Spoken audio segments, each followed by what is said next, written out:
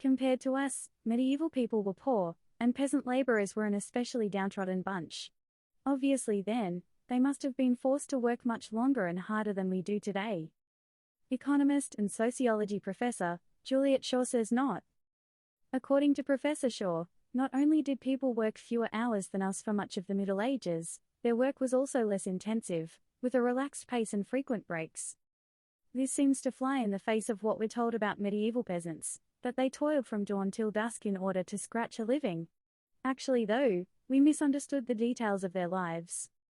The workday for farmers and laborers did typically fill all the hours of daylight, but the actual work was interrupted by frequent breaks.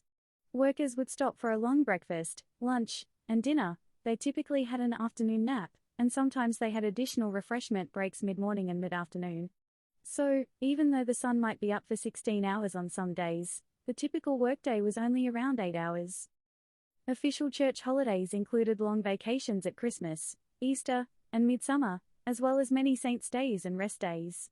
People also took extra time off to mark important life events, such as weddings and funerals. All told, English peasants generally took a third of the year off. That's comparable with our own number of days off in the UK today, assuming you get every weekend off and the legal minimum of 28 days paid holiday. But in periods of high wages, such as during the labour shortage after the Black Death, labourers worked as few as 150 days per year.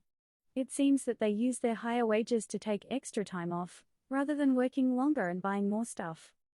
Peasants across the Channel had it even better. In France, under the Ancien regime, it seems workers were guaranteed 180 days off per year. Of course, number of days worked isn't the only important factor in job quality.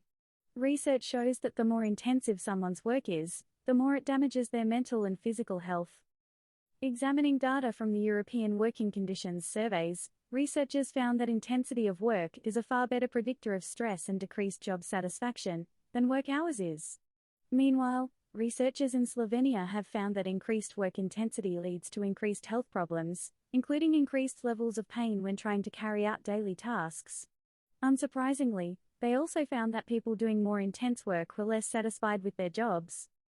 There is some research which suggests that being given free rein to make decisions about your work, like most senior executives are, increases your happiness at demanding jobs. Obviously though, the majority of people will never get to decide how to go about their work, because the system's pretty rigid for lower-level workers in most roles. So, while some executives might find it emotionally satisfying to put in long hours, that's never likely to be the case for most people. To sum up, even though working hours are lower today than they were during the Industrial Revolution, we're still working longer and harder than our ancestors did during much of the medieval period. Apart from giving us less free time to enjoy life, this is harming our mental and physical well-being. If we have to pick which area to focus on, then making work less intensive should be our priority, because work intensity has the biggest negative effect on health and happiness. But really, we should be demanding a shorter work week, with no loss of pay, as well. If you're not part of a union, then now's the time to join or organize one. Individually, we have almost no power to negotiate with our employers or governments. But, working together we can force changes to improve our working conditions.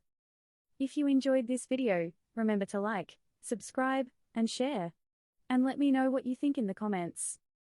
Links to union information for large English-speaking countries are in the description.